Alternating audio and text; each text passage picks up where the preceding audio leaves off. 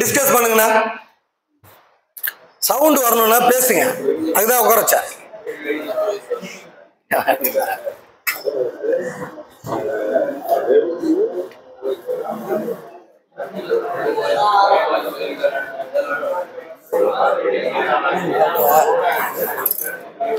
அந்த காட்டலையா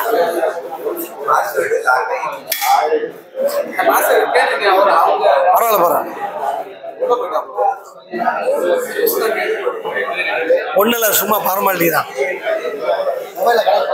வேணாம் வேணாம்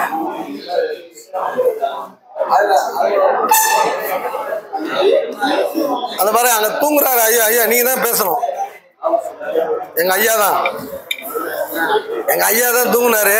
நீங்க தான் பேசணும்னு. பேசுங்க. நான் வந்து எழுப்பின கை வச்சு அண்ணா எஞ்சிருங்க. யாருக்கு தெரியாம தொட்டல நான் தான். இவர் தனியா இருக்காரு. அண்ணா சொல்லுங்க, நான் வாய் திறந்து. அண்ணா மாணவனா மாறுங்கண்ணா. எவ்வளவு பெரிய ஆளா இருந்தாலும் மாணவனா மாறுங்க. குழந்தையா மாறுங்க. மாணவனா வெக்க இல்லாம பக்கத்துல பேசுங்கண்ணே. குழந்தையா மாறுங்கண்ணே. ஜென்டில்மேன் ஆயிட்டீங்கன்னா என்ன அர்த்தம் சொல்லுங்க. பேசுங்க. பைபிள்ல ஒரு வசனம் இருக்கு, குழந்தையா மாறுறவங்க தான் சொர்க்கத்துல இடம். தெரியல.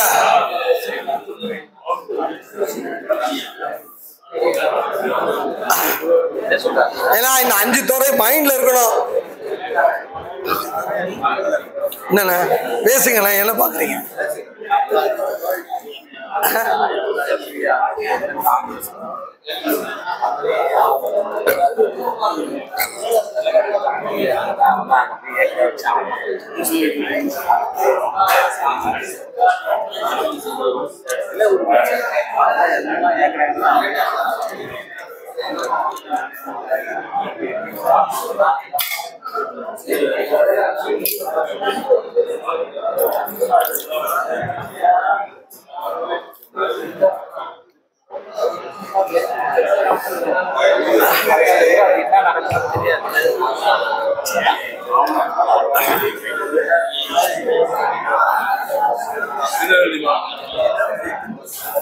சொல்லுங்க. மாவட்டமா நீங்க? ஆமா. என்ன இந்த மாவட்டத்துல பேச்சு அது மாதிரி பேசுங்கண்ணா. வகுப்பு பாருங்க.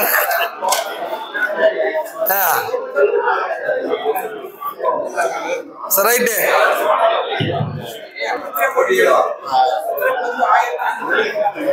அறுபத்தி 1863 சென்னையில.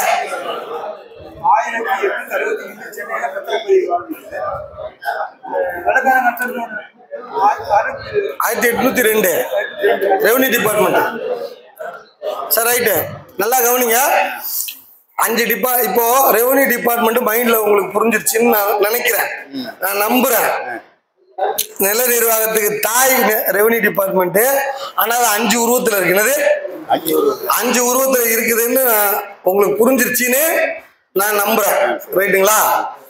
இந்த 5 டிபார்ட்மெண்ட்டும் ஒரு ரெக்கார்டை பார்த்தா கிடைக்கும். என்னது?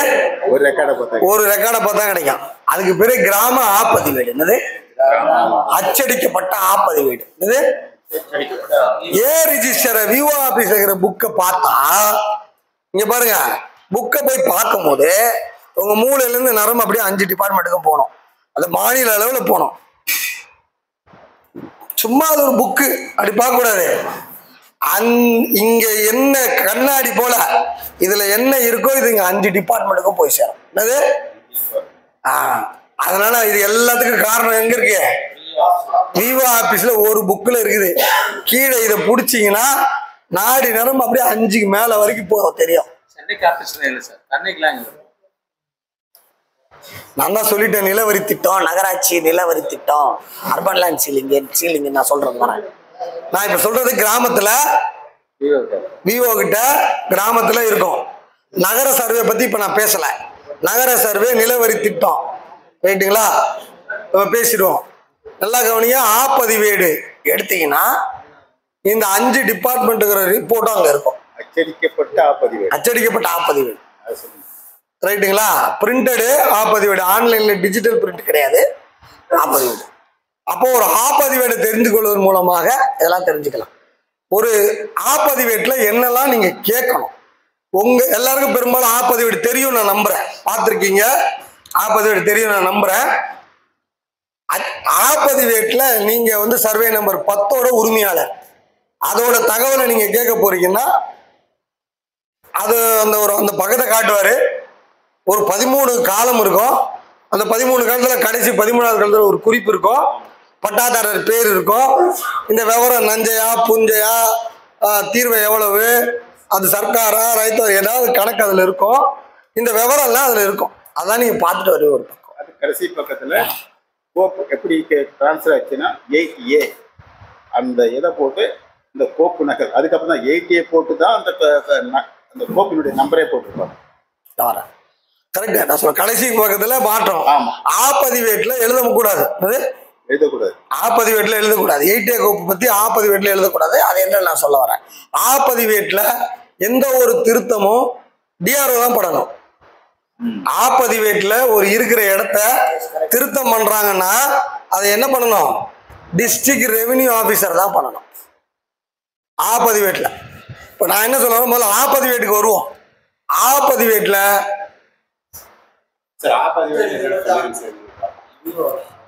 விஓ ஆபீஸ்ல இருக்கிற ரெக்கார்டுக்கு பேரு ஆப்பதிவேடு. அவருக்கு ஆப்பதிவேடு தெரியல, வெயிட் பண்ணுங்க, ஆப்பதிவேடு காட்டிடணும். வெயிட் பண்ணுங்க. நீங்க கோவை டவுன்ல இருக்கீங்க இல்ல சார், வில்லேஜ்ல ஏ ரெஜிஸ்டர் கிடையாதா? சரி காட்டிடும். யாரும் மொபைல் வச்சிருக்கீங்கன்னா காட்டிருக்கேன், பேப்பரா வச்சிருக்கீங்களா காட்டுங்கண்ணா அவர்கிட்ட. சரி, இப்போ புக் இருக்குங்க, ஆப்பதிவேடு புத்தகம் இருக்கு, ஒரு பதிவேடு புத்தகம், ரைட்டா? இந்த புத்தகத்துல நீங்க தகவல் பெறு உரிமை சட்டம் 2Jல போய் ஆய்வு பண்ணணும். எப்போதுமே ஒரு சொத்தை வாங்க போறீங்க, அந்த நம்பரை பார்க்க போறீங்க, மைண்ட்ல எப்படி இருக்குன்னா போனோம்னா அந்த புத்தகத்துல முதல்ல ஒரு 4 பக்கம் இருக்கும், ஒரு வெள்ளை பக்கம் மாதிரி இருக்கும் 4 பக்கம். அதுல குறிப்புகள் எழுதி வச்சுக்கிட்டே வருவாங்க. ஏதாவது ஒரு குறிப்பு திடீர்னு நில நிர்வாக ஆணையர், அதான் திருப்பி சொல்லுங்க, அச்சடிக்கப்பட்ட ஆப்பதிவேடு தான். அதான் சொல்லு, இல்ல அச்சடிக்கப்பட்ட ஆப்பதிவேடு தான் நான் சொல்லிட்டு இருக்கேன். அப்புறம் காட்டியிருக்கேன் அப்புறமா. அச்சடிக்கப்பட்ட ஆப்பதிவேடு தான். புத்தகத்துல முன்னாடி இருக்கிற 4 பக்கத்துல உங்க ஊர்ல லேண்ட ஹைவேஸ்க்கு எடுக்க போறாங்க, அப்ப அதுக்கு ஒரு நோட்டீஸ் போட்டிருப்பாங்க. அந்த இடத்துல இந்த சர்வே நம்பர், ஹைவேஸ் சீலிங், என்னது LA லேண்ட் அக்விசிஷன் ஷார்ட் ஃபார்ம்ல இருக்கும், என்னது ஷார்ட் ஃபார்ம்ல LAன்னு. இப்போ ஏ ரெஜிஸ்டர்ல இருக்க டாக்குமெண்ட் அந்த இது உண்மையா இல்ல நம்ம ஆன்லைன்ல எனக்கு வந்து புரிஞ்சிடும், ஆன்லைன்ல வந்து புரிஞ்சேன்னு காட்டுது, ஏ ரெஜிஸ்டர்ல வந்து எனக்கு நஷ்டம் காலிமணன் ரெஜிஸ்டர் பண்ணிருக்காங்க, அது இது ஏ ரெஜிஸ்டர்ல காலிமணின்னு போட மாட்டாங்க. ஏ ரெஜிஸ்டர்ல வந்து நத்த ரெக்கார்ட்ல தான் காலிமணின்னு போட்டிருப்பாங்க.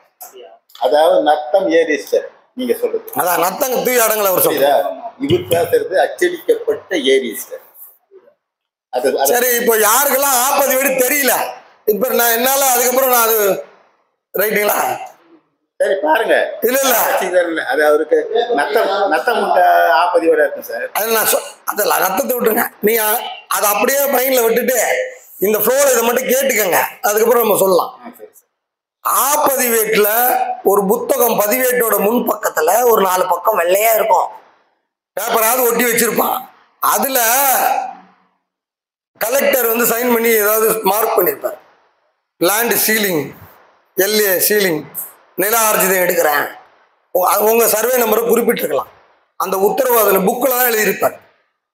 சர்வேயர், ஹெட் சர்வேயர், நிலவரி திட்டம், ஏதோ ஒரு நில சீர்திருத்தத்துறை, அவர்களுடைய ஏதோ ஒரு உத்தரவு, என்னது ஏதோ ஒரு உத்தரவு, அங்க உத்தரவு எண்ணிடப்பட்டு அந்த நம்பர் அங்க நோட் பண்ணியிருக்கோம்.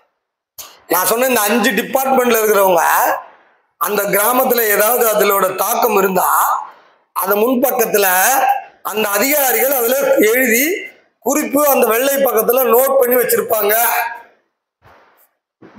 அது என்ன வெறும் ஏ ரெஜிஸ்டர் நினைச்சிடாதீங்க, அதுதான் எல்லாமே. என்னது மாநில அளவில் அந்த இடத்துக்கு ஏதாவது ஒரு சீலிங் இருக்கு, பிரச்சனை இருக்கு, டிபார்ட்மெண்ட் ரீதியா ஒரு ஆக்ஷன் இருக்குன்னா அந்த முன்பக்கத்துல எழுதி குறிப்பெழுதி வச்சிருப்பாங்க.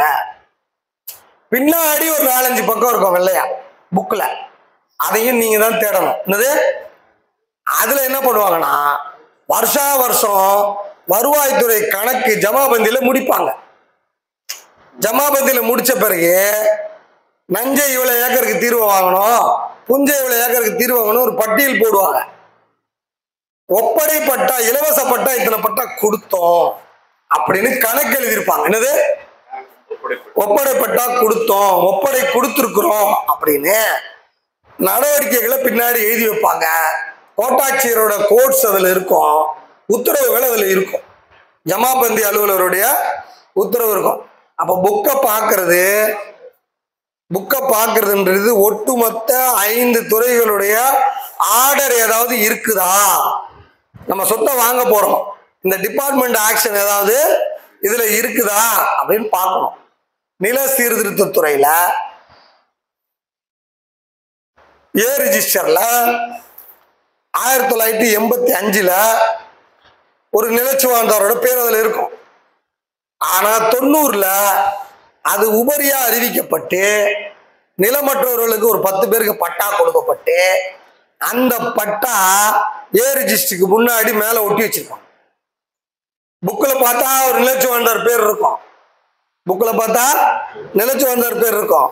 ஆனா அவர்கிட்ட இருந்து எடுக்கப்பட்டு நிலமற்றவர்களுக்கு வழங்கப்பட்டு அது உட்பிரிவு செய்யப்பட்ட அந்த பட்டியல் புக்ல முன்னாடி இருக்கும். என்னது முன்பக்கமா எடுத்து வெள்ளத்தாள்ல எடுத்து வச்சிருப்பாங்க.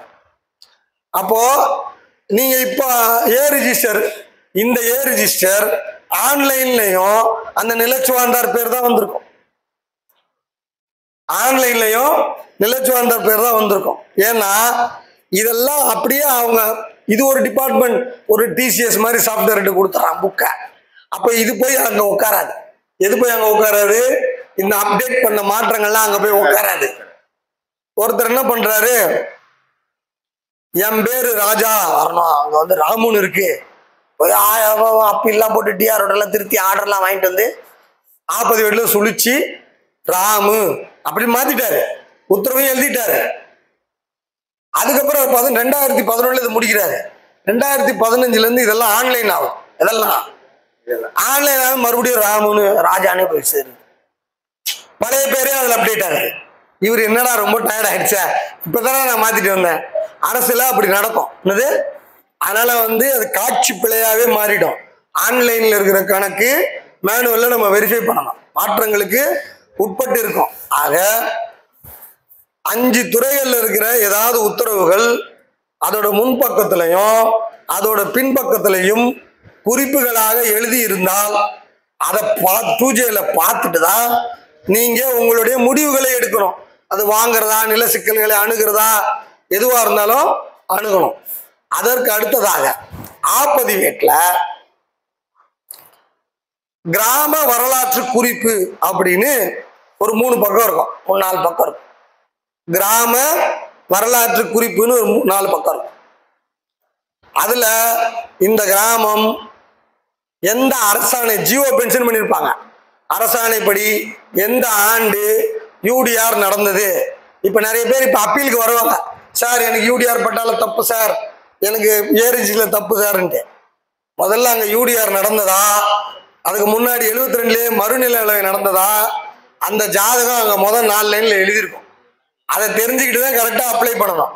எதை தெரிஞ்சுக்கிட்டு அது கரெக்டா இருக்குது அப்படின்னு தெரிஞ்சதுக்கு அப்புறம் தான் அப்ளை பண்ணணும். அப்போ அந்த முன்பக்கத்துல கிராம வரலாற்று குறிப்புல அதுல முதல்ல அது எழுதியிருக்கும். அதுக்கப்புறம் இது இதற்கு முன்னாடி சிலபஸ்ல ஸ்கூல் சிலபஸ் எப்படி மாறிக்கிட்டே இருக்கு, காலேஜ் சிலபஸ் மாறிக்கிட்டே இருக்கு, அது போல தமிழ்நாட்டோட நில நிர்வாக சிலபஸும் மாறிடும். அப்படி பழைய சிலபஸ்ல எந்த சிலபஸ், பழைய ஜமீன் காலத்து சிலபஸ்ல இந்த கிராமம் ஜமீன் கிராமமா இனாம் கிராமமான்றத அது எஸ்டேட் கிராமம் ரயத்து கிராமம்னு அதனுடைய வரலாறு அதுல எழுதியிருப்பாங்க. அதனுடைய வரலாறு அதுல தெரிஞ்சுக்கலாம். முன்பக்கம் கிராம வரலாற்று குறிப்பில் வெள்ளைத்தாளில் அவ்வளவும் பிரிண்டடு, வெள்ளைத்தாளில் எழுதப்பட்ட குறிப்புகள் நான் சொல்றது பிரிண்டட்ல எழுதியிருக்கோம். பிரிண்டட்ல அச்சாயே இருக்கும் எஸ்டேட் கிராமமா. இப்ப சார் எனக்கு எஸ்எல்ஆர் இருக்கா ஆர்எஸ்எல்ஆர் இருக்கா, அது அந்த கதையெல்லாம் இதை பார்த்தாதான் தெரியும். இது ஜமீன் கிராமமா இனாம் கிராமான்னு பார்த்தாதான் அது நமக்கு தெரியும். அப்போ அந்த கிராம வரலாற்று குறிப்பை பார்த்துக்கணும். கிராம வரலாற்று குறிப்பில் சில நேரங்களில் அந்த ஆறு ஏரி விவரங்கள், பாசன விவரங்கள், பரப்பு விவரங்கள், இந்த நிலத்தை அளப்பதற்கு முன்பு 800 ஏக்கர், அளந்த பிறகு 850 ஏக்கர் அப்படின்னு ஒரு குறிப்பு இருக்கும். என்னது அதிகமாயிருக்கும். புது சர்வேல அளக்கும் போது எழுதியிருப்பாங்க. அதை நல்லா கவனிக்கணும். அப்பதான் கிராம எல்லையோரம் உங்களுக்கு ஏதாவது நில சிக்கல் வரும்பொழுது பழைய பத்திரத்துக்கும் ரெவன்யூக்கும் பொருந்தாம போயிருக்கும். உட்காராது, டைட்டில் உட்காராத இடங்கள்ல இது போன்ற நேர்வுகளை கொண்டு போய் அங்க பொருத்தினா அது பொருந்திடும். கண்டுபிடிக்கிறது கிராம எல்லைகள் ஓரங்கள்ல நடக்கிறதுல. ஒரு வழக்குல பெருந்துறையில வக்போர்டுக்காரங்க நோட்டீஸ் கொடுத்துட்டாங்க, எல்லாருக்கும் நோட்டீஸ் கொடுத்த மாதிரி பத்திரத்தை பண்ணக்கூடாதுன்ட்டு. அப்போ பெருந்துறையும் கருமாண்டி செல்லிப்பாளையமும் பக்கத்து 10 கிராமம். 1911 அங்க ஆர்எஸ்எல்ஆர் நடந்தது. அந்த ஆர்எஸ்எல்ஆருடைய கிராம வரலாற்று குறிப்பில் எழுதியிருக்கு, இதுல ஒரு 6 சர்வே நம்பர்கள் கருமாண்டி செல்லிப்பாளையத்துக்கும், கருமாண்டி செல்லிப்பாளையத்தில் இருக்கிற 4 சர்வே நம்பர்கள் பெருந்துறைக்கும் நாங்க மாத்திக்கிட்டோம் அப்படின்னு அதுல எழுதியிருக்கு. அந்த ஒரு பாயிண்ட் ஹைலைட் பண்ணி நானு அங்க கேகேசி பாலுன்னு ஒருத்தர் இருந்தார், பெருந்துறையில எம்எல்ஏவா நின்னார் பொங்கு கட்சியில.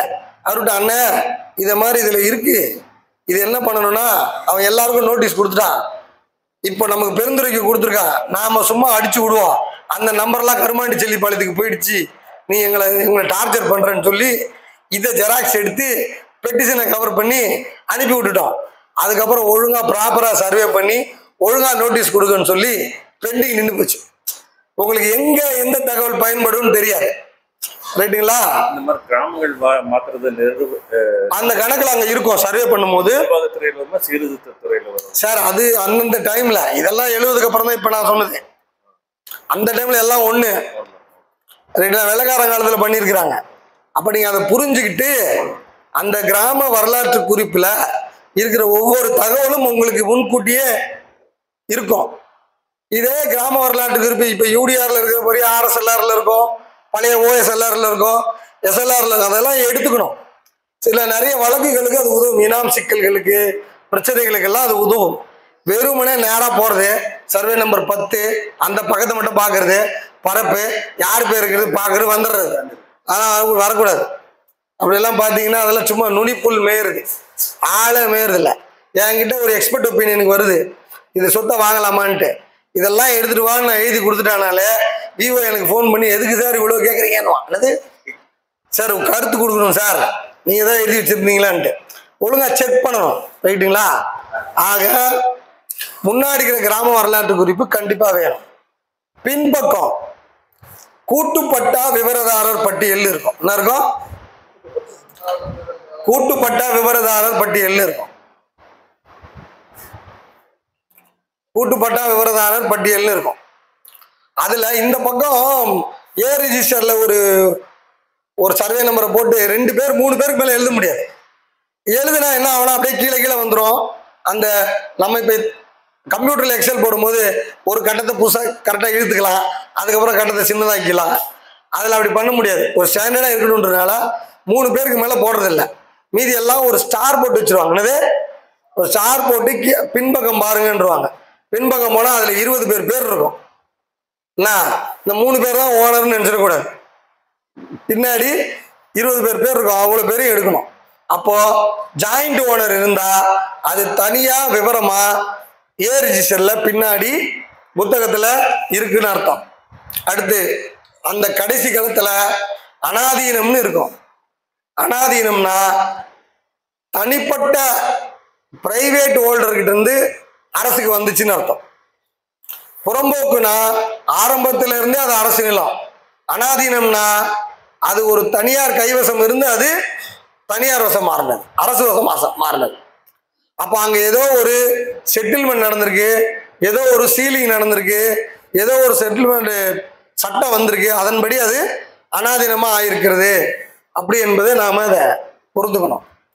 அந்த கடைசி காலத்துல இன்னைக்கும் மைனர் இனாம்னு இருக்கு. மைனர் இனாம் ஒழிச்சாச்சு. கடைசி காலத்துல மைனர் இனாம்னு இருக்குது. சேலத்துல, மேட்டூர்ல, குளத்தூர் கிராமத்துல இன்னைக்கும் மைனர் இனாம்னு இருக்குது. தூத்துக்குடியில கட்டு குத்தகைன்னு இருக்குது. கட்டு குத்தகையெல்லாம் ஒழிஞ்சு போச்சு. ஆனாலும் ஏ ரிஜிஸ்டர்ல பழைய சிலபஸ் அப்படியே காப்பி பேஸ்ட் பண்ணி வச்சிருக்கான். ரைட்ல ஏ ரிஜிஸ்டர்ல காலாவதியான சிலபஸ் எழுதி வச்சிருக்கான். காயர் போர்டுன்னு எழுதி வச்சிருக்கான். சொன்னோம் இல்லையா, காயர் போர்டுன்னு எழுதி வச்சிருக்கான். நீர்நிலையே இருக்காது, நீர்நிலைன்னு எழுதி வச்சிருக்கான். என்னது, பூமியில நீர்நிலையே இருக்காது, நீர்நிலை எழுதி வச்சிருக்கான். இப்படி குறிப்புகள் ஒழுங்கா பாருங்க. நிறைய குறிப்புகள் நமக்கு எதிராக அமைய வாய்ப்பு இருக்கிறது. அந்த குறிப்பு காலத்தை மிக முக்கியமாக பார்க்கணும். இப்போ ஒரு அச்சடிக்கப்பட்ட ஆப்பதிவேட்டிலேயே இவ்வளவு விஷயத்த பார்க்கணும். இவ்வளோ ஒரு சொத்து வாங்க போறீங்க, அந்த ஊரை பத்தி பார்க்க போறீங்கன்னா இவ்வளத்தையும் பார்க்கணும். 2Jக்கு போறீங்க, என்னது 2Jக்கு போறீங்க, லென்ஸ் பவர்ஃபுல்லான லென்ஸ் எடுத்துட்டு போகணும். என்னது பென்சில்ல எழுதி வச்சிருப்பாங்க. என்னது அது அழிஞ்சு போயிருக்கும். லென்ஸ் பார்த்தாதான் தெரியும். இப்படி பார்த்தீங்க சூரிய வெளிச்சத்துல ஒன்றும் தெரியாது, வந்துருவீங்க. ரைட்டுங்களா?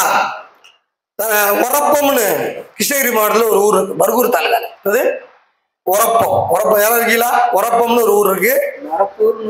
உரப்பம் பர்கூர் தாலுகால இதுல இருக்கு. அது ஒரு காலத்துல ஒரு பெரிய நிலச்சுவாந்தாரோட கிராமமா இருந்தது. அந்த நிலச்சுவாந்தாருக்கு சந்தைய லீஸு கொடுத்துக்கிறாங்க அரசு. என்னது, நிலச்சுவாந்தாருக்கு ஊர் சந்தை வரும்ல, அது அவருக்கு லீஸுக்கு எடுத்திருக்காரு. அவரு அந்த காலத்துல கட்டி இருக்கிறாரு. ரைட்டுங்களா? ரெவன்யூ ஸ்டாண்டிங் ஆர்டர்ல லீஸுக்கு ரெவன்யூ ஸ்டாண்டிங் ஆர்டர்ல 26ன்னு எழுதி வச்சிருக்காரு பென்சில்ல. என்ன இருக்கு? பென்சில்ல தான் எழுதிருக்கு. ரொம்ப லைட்டா அந்த காலத்துல எழுதுனது பென்சில் எழுதிருக்கு. ஆனா யூடிஆர்ல 26ன்னு எழுதிருக்கு. யூடிஆர்ல இந்த இவர் பேரே வந்திருக்கு. இவரே லீஸுக்கு தான் எடுத்தாரு, அது அரசு இடம். ஆனா அடுத்து யூடிஆர்ல வந்தவன் அவர் பேரையே போட்டான். யார் பேரை? லீஸுக்கு எடுத்தவர் பேரே போட்டான். சண்டை ரொம்ப காலமா வச்சுட்டு இருக்கிறோம். அவர்கிட்ட தான் நாங்கள் அன்னையிலேருந்து வாடகை கொடுத்துட்டு இருக்கோம் சார், 50 வருஷமா. இப்போ அவன் என்ன சொல்றான், காலி பண்ணு, நான் இதுல வந்து காம்ப்ளெக்ஸ் கட்ட போறேன், இது ஏன் இடம்ட்டான். ஏன்னா கணக்குல அவர் பேர் வந்துருச்சு. இந்த சங்கத்துக்காரெல்லாம் கூப்பிட்டு இது என்னன்னு பாருங்க ஏன்னோடனே நான் போய் பார்த்தேன். இவங்கெல்லாம் போய் பார்த்தாங்க, ஏறி வச்சுட்டு ஜெராக்ஸ் எடுத்துட்டு வந்தாங்க. அதுல அவர் பேர் தான் இருக்கு, இல்லைன்னு சொல்ல முடியல. புக்கா போய் பார்த்து அப்படி லென்ஸ் வச்சு பாக்குற, பென்சில்ல 26 அப்படின்னு எழுதிருக்கு. வெறும் நம்பர் தான் எழுதி வச்சிருப்பாங்க, கண்டுபிடிச்சிடணும். அதெல்லாம் ரெவன்யூ ஸ்டாண்டிங் அட்ரஸ் நம்பர். என்னது ரெவன்யூ ஸ்டாண்டிங் அட்ரஸ் நம்பர். டக்குன்னு குத்தை மாஸ்டர் லீஸ் ரெஜிஸ்டர்னு ஒண்ணு இருக்கு. என்னது? அது உடனே ஐயா ஸ்பாட்ல இன்னொரு ஆர்டிஐ போட்டு எனக்கு மாஸ்டர் ரிலீஸ் ரெஜிஸ்டர் எடுத்து கொடுக்குறேன்னா ரெஜிஸ்டர். அதெல்லாம் நான் சொல்றேன் என்னென்ன கேட்கணும்ட்டு, இது ஃப்ளோல வருது. அந்த மாஸ்டர் ரிலீஸ் ரெஜிஸ்டர்ல இவர் குத்தகை எடுத்த விவரம் ஆர்டர் அங்க இருக்கு. புண்ணாக்கு நீயே குத்தகைக்காரன், உன் பேர் ஏரிஸ்ல வந்து தப்பு, இது இவங்களுக்கே கொடுக்குன்னு சொல்லி இப்ப அது பஞ்சாயத்தா ஓடிட்டு இருக்கு. பெருமளவுல முஸ்தீபோட வேலை பார்த்தாரு. அது பெருமளவுல பெரிய சந்தோஷமா வேலை பார்த்தாரு. ஒத்தையா ஒரு லென்ஸ் காட்டி கொடுத்துருச்சு. பென்சில்ல எழுதி இருக்கிற குறிப்புகள் எல்லாம் முக்கியமான குறிப்புகள், ரகசியமான குறிப்புகள். ஏதோ ஒரு சீனியர் அதிகாரி என்ன பண்ணுவான், விவரம் தெரிஞ்ச அதிகாரி கண்டுபிடிச்சிருவான். ஆனா ஓப்பனா எழுத மாட்டான். என்னது ஏ ரிஜிஸ்டர்ல இருக்கிற வில்லங்கத்தை ஏதோ ஒரு சீனியர் அதிகாரி கண்டுபிடிச்சா ஓப்பனா தெளிவா சிகப்பு பேனால எழுத மாட்டாங்க, பென்சில்ல எழுதி வச்சு அதிகாரிகளுக்குள்ள புரிஞ்சுக்கிற மாதிரி. உங்களுக்கு புரிஞ்சுங்களா? பரிபாஷையில பென்சில்ல இருக்கும். அதனால ஆப்பதிவேட்டுல பென்சில்ல ஏதாவது இருக்கான்னு பாருங்க. மொத்தமா பள்ளத்துல நம்மள தள்ளி விட்டுருவாங்க. நல்லா தெரிஞ்சுக்கணும் அந்த அந்த விஷயம் தெளிவா. அந்த பென்சில் இருக்கான்னு பார்க்கணும். நல்ல லென்ஸ் எடுத்துட்டு போகணும். நல்ல லென்ஸ் எடுத்துட்டு போகணும். எடுத்துட்டு போனா மட்டும்தான் அந்த ஆப்பதிவேட்டுல எவ்வளோ விஷயங்களை உங்களால சொல்யூஷன் கொடுக்க முடியும், முடிவெடுக்க முடியும். சார் இது ஆப்பதிவேடு. இல்ல அது இருக்கா, எடுத்திருக்காரு ராப்பதிவேடு இல்லையா? இல்ல இது கிடையாது. அச்சடிக்கப்பட்ட ஏ ரிஜிஸ்டர் இது கிடையாது. அச்சடி எடுத்து வச்சிருக்கீங்களாண்ணே?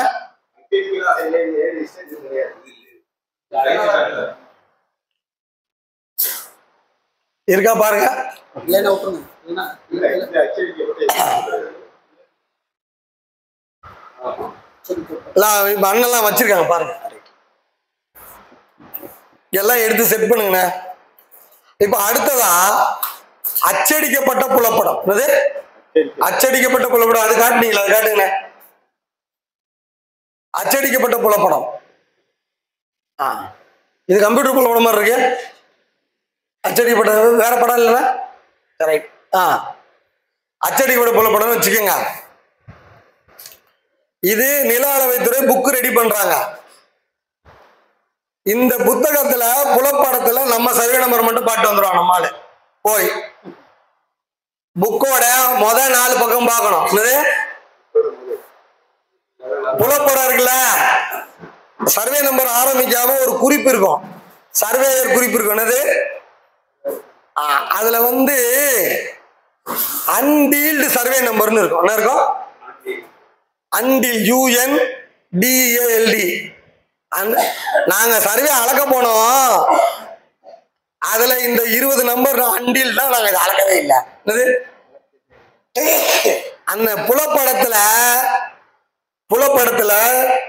300 சர்வே நம்பர் இருக்குன்னு வச்சுக்கோங்க. அதுல ஒரு 20 சர்வே நம்பர் முன்னாடி எழுதி அன்டீல்டு சர்வே நம்பர்னு எழுதி வச்சிருவான். அப்படின்னா இந்த ஃபீல்ட அவங்க அளக்கலைன்னு அவங்க மார்க் பண்ணிட்டாங்கன்னு அர்த்தம். மீதியெல்லாம் நாங்க அளந்துட்டோம். அதுல இந்த நம்பர்ல பிழை இருக்கு செக் பண்ணிட்டேன் அதுவும் இருக்கும். எது இருக்கும்? பிழை இருக்கு செக் பண்ணிட்டேன்னு இருக்கும். பிழையே இல்லைன்னு உறுதிமொழி இருக்கும். வெறும் புக்கை மட்டும் பாக்குற, நம்பர் மட்டும் பார்க்க கூடாது, முன்னாடி இருக்கிறத பார்க்கணும். முன்னாடி இருக்கிறத பார்க்கணும். என்கிட்ட அளவு பிழை சார், என்று மாறிடுச்சு சார், எனது அது சார், இது சார்னு வருவாங்க. தகவல் உரிமை சட்டத்துல அவனுக்கு ஒரு 4 கேள்வி எழுதி போட்டு நீ போ, அதுக்கப்புறம் பார்த்துக்கலான்னு சொல்லுவேன். அங்கிருந்து எனக்கு வந்துடும், என்னது இது அளந்ததா அளக்காததா. ஒருத்தருக்கு அதுல உண்மையாவே அங்கேயே பிழைன்னு அவனே ஒத்துக்கிட்டான். இதுல சர்வே இன்ஸ்பெக்டரே ஒத்துருக்கான் பிழை இருக்குன்ட்டு. அந்த காப்பியை வச்சு நான் அப்பீல் போனேன்னா டக்குன்னு முடிஞ்சிடும். என்னது இல்லாட்டி வானத்தை புடி, பூமியை புடி, ஆகாயத்தை புடி அப்படின்னு சுத்திக்கிட்டு இருப்பாங்க. ரைட்டுங்களா? அச்சடிக்கப்பட்ட ஆப்பதிவேடு இருக்கு இல்லையா, அதுல ஒரு பக்கத்துல எராட்டான்னு இருக்கும். என்னது எராட்டா? எராட்டா பிழை பட்டியல். சர்வே நம்பர் தப்பு, அளவு தப்பு, பேர் தப்பு, இனிஷியல் தப்புனா இத்தனாவது பக்கத்தில் இந்த பேருக்கு இப்படி படித்துக் கொள்க, இந்த பேருக்கு இப்படி படித்துக் கொள்கன்னு எராட்டாவும் இருக்கும். இவன் இப்ப தூக்கிட்டு அலைவான் என் பேர் தப்புனா, அது அங்கேயே சொல்லியாச்சு. என்னது உடனே விஓ சொல்லுவாரு, யூடிஆர் கரெக்ஷன் பண்ணும்பா, 50 ரூபா நீ ரெடி பண்ணி வை, நான் கலெக்டரா. அங்க எராட்டெல்லாம் ரெடியா இருக்கும். ரைட்டா? அது போனா 1 மணி நேரம் வேலை தான். அது ரைட்டுல எராட்டால இருக்கு சார், மாத்தி கொடுக்கணும், கொடுத்துருவாங்க. அதை ஒரு ப்ராசஸா கொண்டு போவாங்க. நான் பெங்களூர்ல ஆட்டோல போனேன்னா பக்கத்து இடத்துக்கு என்ன சுத்தி கூட்டு போவாங்க. நமக்கு தெரியாதுன்ட்டு சவாரிக்காக என்னடா இதே தெரியல கொண்டு வந்து விட்டானே அப்படின்னு பார்ப்போம். அந்த மாதிரி பண்ணுவாங்க. வேலைய பெருசு சார் அப்படின்னு ஆக்குவாங்க. ஆட்டோக்கார மாதிரி ப்ராசஸ் ஆக்கிடுவாங்க. அப்போ ஏதாவது அளவு சிக்கல், யூடிஆர் பிள்ளைகள்லாம் வரும்போது அந்த கிராம வரலாற்று குறிப்பு, பின்பக்கம் உள்ள கூட்டுப்பட்ட விவரதர பட்டியல், பின்னாடிக்கிற வெள்ளை பக்க பட்டியல், முன்னாடிக்கிற வெள்ளை பக்க பட்டியல், இந்த பிழை பட்டியல், இதெல்லாம் ஆர்டிஎல கேட்கலாம், இல்லை 2Jல கேட்க போய் பார்க்கலாம். பார்த்தா கிளியர் ஆகும். அதே போல இந்த புலப்படத்தை பொறுத்த வரைக்கும்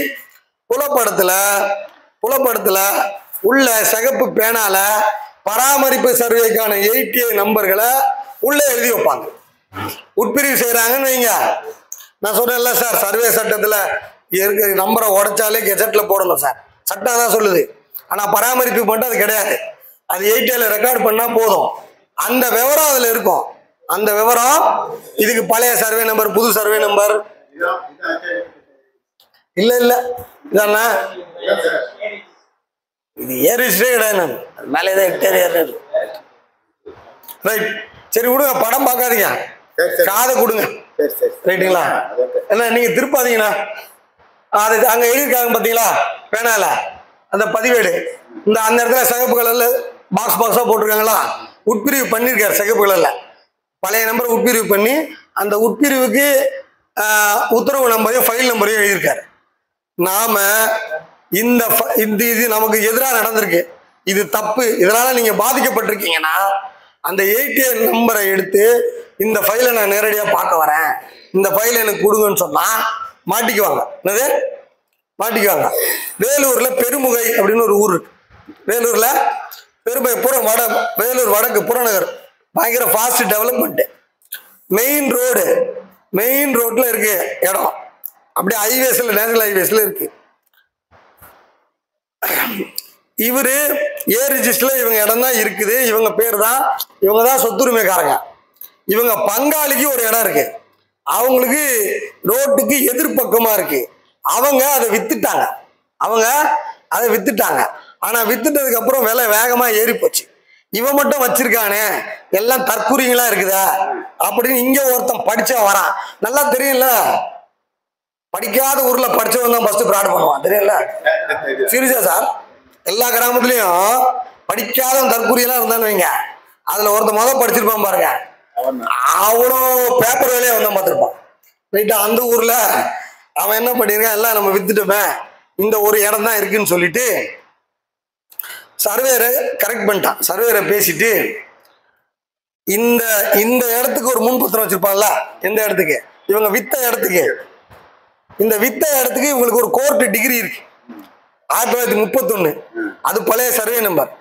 அந்த பழைய சர்வே நம்பர் இந்த இடம் காட்டலாம், இந்த இடம் காட்டல, இந்த டிகிரி படி இது எங்க இடம், பழைய சர்வே நம்பருக்கு இதுதான் புது சர்வே நம்பர் அப்படின்னு சொல்லி. ஆனா அப்ளை பண்ணும்போது இந்த சர்வே நம்பரை போட்டு அப்ளை பண்ணல, கரண்ட்ல இருக்கிற சர்வே நம்பரை போட்டு அப்ளை பண்ணல, அந்த பழைய சர்வே நம்பர் இருக்குல்ல அதை போட்டு எங்களுக்கு இந்த இடத்த மாத்தி கொடுங்க அப்படின்னு கேட்கறான். அவங்க அப்படியே பெண்ணி வைக்கிறாங்க.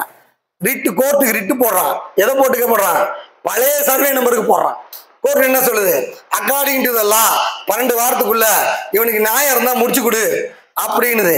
உடனே சர்வேரு எல்லாம் உட்காந்து இவனுக்கு நியாயம் இருக்கு, விஓ எழுதணும்ல, விஓ ஆரை எழுதணும். என்ன எழுதணும், இந்த நம்பர் இன்னைக்கு 12, இதுக்கு இதுதான் பழைய சர்வே நம்பர், கரெக்டா உட்காருது அப்படி எழுதலாம். அதெல்லாம் எழுதாம அப்படியே ஒரு ரிப்போர்ட்டை போட்டு பட்டாவை மாற்றி கம்ப்யூட்டர்ல மட்டும் ஏற்றி விட்டாங்க. ரிஜிஸ்டர்ல நம்ம பழைய ஆள் ஓனர் பேராக தான் இருக்கு, கம்ப்யூட்டர்ல பட்டாவை மாற்றி பத்திரத்தை போட்டு லீஸுக்கு ஒரு ஆள் கம்பெனிகிட்ட விட்டு இவன் மாட்டு உட்காந்து இருக்கான். இந்த தற்கூரிக்கு அந்த பக்கம் போயிடுச்சு, இந்த பக்கம் ஆந்திரா பக்கம் போய் வேலை பார்த்துட்டு கிடக்குறாங்க. ரைட்டா, ஏதோ வேலை அமராவதி பக்கம் வேலை செஞ்சுக்கிறாங்க போயிட்டு முழுக்க. இவனுக்கு தெரியல, வந்து பார்த்தா இடம் களவாடப்பட்டிருக்கு. எப்படி களவாடப்பட்டிருக்குன்னா ஆர்டிஓ உத்தரவின் அடிப்படையில் போன ஆர்டிஓ உத்தரவுங்க. எப்படியா பட்டா மாறிச்சு, ஆர்டிஓ போட்டிருக்காரு, ஆர்டிஓ கோர்ட்ல ஆர்டருங்க. கோர்ட்ல எப்படி ஆர்டர் வாங்கின, பழைய நம்பரை போட்டு வாங்கின, தீர்ப்பு இருக்காம, முன் தீர்ப்பு இருக்காமா, 1900 முன் தீர்ப்பு, அது அவன் சொத்துக்கு அந்த நம்பர் தானே, இந்த நம்பர் இல்லையா அப்படின்னு. இந்த நிலையில அந்த 8A பதிவேடு நான் போய் பாக்குறேன், விஓ ரிப்போர்ட்டை காணோம் சார், ஏன்னா எவனும் கொடுக்கல, RA ரிப்போர்ட்டை காணோம். இந்த 2 ரிப்போர்ட்டை இல்லாம மேலேயே பேசி முடிவு பண்ணி விஓ தரமாட்டேன்னு சொல்லியிருக்காரு. ஒரு பக்கம் கிழிச்சிருக்குது. இதெல்லாம் கையில் அப்படியே காப்பியாக எடுத்துக்கிட்டு பழைய சர்வே நம்பருக்கு புதிய சர்வே நம்பரு இவன் சொத்துன்னு சொல்லி அடுத்த வீட்டு சொத்தை சொல்லி பட்டாவை மாற்றி ஃப்ராடு பண்ணியிருக்கிறாங்கன்னு சொல்லி மொத்தமாக கலெக்டர் ஒரு கம்ப்ளைண்ட் வச்சதுக்கப்புறம் விசாரணைக்கு இப்போ போய் நீங்கள் இப்போ ஒரு நெட்டில் பார்ப்பீங்க, வேலூர் மாவட்டத்தில் தான் யூடிஆர் கரெக்ஷன் எப்படி பண்ணணும், இந்த ஜியோ ஒன்று இருக்கும், நீங்கள் நெட்டில் சுற்றிக்கிட்டு இருக்கு படிச்சிருப்பீங்க. யார் மேல்முறையீட்டு அதிகாரி, மேல்முறையீடு எப்படி பண்ணணும், இதெல்லாம் எப்படி வந்துச்சு, அந்த மாவட்டத்தில் இந்த வழக்குனாலதான் வந்துச்சு. ரைட்டா, இஷ்டத்துக்கு பண்ணிடுறாங்கன்ட்டு ஒரு ஸ்டாண்டர்ட் ப்ரொசீடிங் கோடு ஒன்று போட்டு சர்க்குலரா இன்னைக்கு சுத்திட்டு இருக்கு. நம்ம தான் வேலை அது. என்னது, நம்ம போய் அந்த நகத்தை பெரிய விஷயமா மாறிடையா, கோர்ட்டையே போய் ஏமாத்திருக்காங்க ஐயா அப்படின்னு சொல்லி அந்த வேலை பார்த்த ஆர்டிஓ டிஆர்ஓவா இருக்காரு ஈரோட்ல. இங்க வேலை பார்த்தவர் அங்க ஈரோட்ல டிஆர்ஓ ஆயிட்டாரு. நாளைக்கு எல்லாருக்கும் பிரச்சனை வரையா அப்படின்னு சொல்லி அந்த வழிமுறையை போட்டு அவங்க சார்ட் அவுட் பண்ற வேலைய பார்த்துக்கிட்டு இருக்காங்க. நல்லா நீங்க புரிஞ்சுக்கோங்க, வருவாய்த்துறை உதவி இல்லாம எந்த ஒரு பிராடம் நடக்கவே நடக்காது. எந்த ஒரு பிராடம் நடக்கவே நடக்காது. அவங்க கண்ணேசம் இல்லாம நடக்காது எல்லாமே. அப்போ நீங்க இது போன்ற பிராடுகளுக்கு இந்த ரிப்போர்ட் 8A இல்லை, ஏன்னா 8A உள்ள எல்லாரோட அறிக்கையும் உள்ள இருக்கும் எல்லாம். அப்ப நாளைக்கு அவங்களெல்லாம் வழக்குல சேர்க்கணும். அவன் இந்த மாதிரி அறிக்கை கொடுத்தது தப்புன்னு சொல்லி நம்ம கேட்கறதுக்கு அந்த அறிக்கை தேவை. உட்பிரிவு செய்தார்கள் என்றால் அந்த இனங்களை எல்லாம் நீங்க இது போல இருக்கிற ரிப்போர்ட்டை எடுத்து பார்த்து அதை நீங்க கேட்கலாம். மூன்றாவதா சாகுபடி கை சிட்டா புக்கு ஒன்று வச்சிருப்பார். சிட்டா புக்கு ஒன்று வச்சிருப்பார். கையில எழுதுற சிட்டா புக்கு ஒன்று வச்சிருப்பார். ஸ்கூல்ல மார்க் ஷீட் இருக்கும் சார். பையனுக்கு மார்க் ஷீட் கொடுத்துருக்கீங்க, மார்க் ஷீட்டு சுத்துது. இப்போ நான்லாம் வந்து பார்த்தீங்கன்னா 1777 மாற்றிருக்கேன். எங்கள் அப்பா கிட்ட இருக்கும்போது கையெழுத்து போடுறதுக்கு 1777 மாற்றிடும். கையில் சுற்றிட்டு வரும், கையில் சுற்றி வரத மாற்றிடுறோம். அதே போல் பட்டா மனுஷனுக்கு கையில் கொடுத்துட்டாங்க, பிரிண்ட் அடித்து இல்லை பேனாவில் எழுதி கொடுத்துட்டாங்க. அது எப்படி எல்லாம் சுற்றிட்டு வரும்ன்றீங்க? சீலிங் நிலத்துக்கு பட்டா வரும், புறம்போக்கு நிலத்துக்கு பட்டா வரும், சம்பந்தம் இல்லாத பேருக்கு பட்டா சுற்றிக்கிட்டே இருக்கும். ரைட்ல பட்டா பாட்டுன்னு வரும். இன்னைக்கு 10,000 ரூபா கொடுத்தீங்கன்னா வாரி செடிக்கிட்டு வருது. இன்னைக்கு கரண்ட்ல அன்னைக்கு பட்டா வருது. ரைட்டா? இப்ப பட்டா வரது இல்லை, டெத்து செடிக்கிட்டு வாரி செடிக்கிட்டுலாம் வருது, வேக வேகமா வருது. இதெல்லாம் உண்மையான வெரிஃபை பண்றதுக்கு ஒரு ரெக்கார்டு வேணும். மார்க் ஷீட்டு உண்மையான மார்க்கான்னு பார்க்க ஸ்கூல்ல லெஜர் இருக்கும். என்ன இருக்கும்? மார்க் ஷீட் லெஜர் இருக்கும். உள்ள போய் பார்த்தோன்னா என் புள்ள இத்தனை மார்க் எடுத்திருக்கா, ஆமா அங்க பேனல் எழுதியிருக்கு அப்படின்னு கம்பேர் பண்ணிக்கலாம். அது போல அந்த காலத்துல பட்டா சுத்திட்டு வந்தா பட்டாவை கட்டுப்படுத்துறதுக்கு விஓ கிட்ட சிட்டா புக் இருக்கு. என்னது? சிட்டா என்பது பட்டா என்னமோ பெருசும் சிட்டா என்பது சின்னதும் அப்படி நினைச்சிட்டு இருக்காங்க. பட்டாவை கட்டுப்படுத்தக்கூடிய ஆவணம் சிட்டா. பட்டாவை இப்ப கூட நீங்க பட்டா வெரிஃபை பண்ணணும்னா ஆன்லைன்ல 10 சிட்டாவை வெரிஃபை பண்றீங்க. ரைட்டுங்களா? ரெக்கார்ட்ல சிட்டாவை தான் வெரிஃபை பண்றீங்க. சிட்டா புத்தகம். இந்த சிட்டா புத்தகத்துல அது வந்து 5 வருஷத்துக்கு ஒரு வாட்டி மாற்றுவாங்க பெரும்பாலும். அதுல ஒரு சர்வே நம்பருக்கு ஒரு பக்கம் ஒதுக்கியிருப்பாங்க. 10ஆம் நம்பர் சர்வே 10/2 பரஞ்சோதி பாண்டியன் இருக்குன்னு வச்சுக்கோங்க.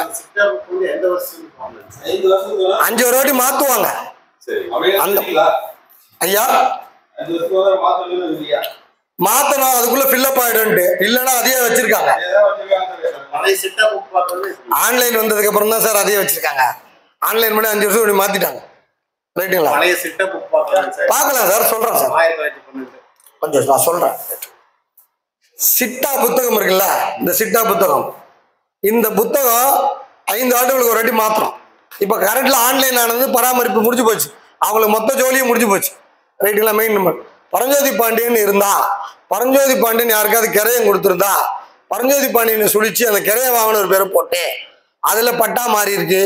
பட்டா அந்த பட்டா மாத்திர உத்தரவு நம்பரை அதில் எழுதியிருப்பாங்க, உத்தரவு நம்பரை. ஆக சிட்டா புக்லையும் எப்படி ரிஜிஸ்டர்ல குறிப்புகள் இருக்கோ அது போல தனிப்பட்ட முறையில நடந்த மாற்றங்கள், பெயர் மாற்றங்கள், விவரங்கள், குறிப்புகள் எல்லாத்தையும் அதுல எழுதி வச்சிருப்பாங்க.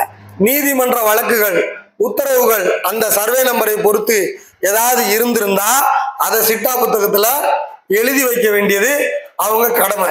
நீங்க போய் அந்த சர்வே நம்பருக்கு ஏதாவது இல்லைங்க கேட்டீங்கன்னா பட்டா ஏரிஸ்ட பார்ப்பாங்க, சிட்டா புக்கை பார்ப்பாங்க, இதுல இருக்கிற ஏதாவது குறிப்பை பார்ப்பாங்க. அங்கேயும் பென்சில்ல விவரம் இருக்கும். என்ன இருக்கும்?